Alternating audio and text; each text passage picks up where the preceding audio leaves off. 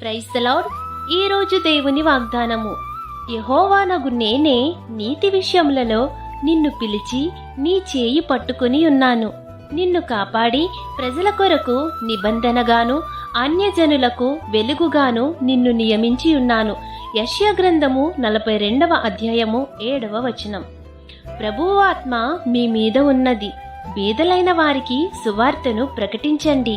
ఆహారము లేని వారికి ఆహారము పెట్టాలి. జగడమాడకుండా సాధువుగా, బోధించడంలో సమర్థుడుగా, కీడును సహించువారిగా ఉండాలి. ఈ రీతిగా మీరున్న ఎడల మిమ్ములను అన్యజనులకు వెలుగుగా నియమించి మిమ్ములను దేవుడు దీవిస్తారు. కాబట్టి అటువంటి ఆశీర్వాదం మీరు పొందుకోవాలని కోరుకుంటూ దేవుని సువార్త పరిచర్యలో మీ సహోదరి. Amen. God bless you. Download ShareChat.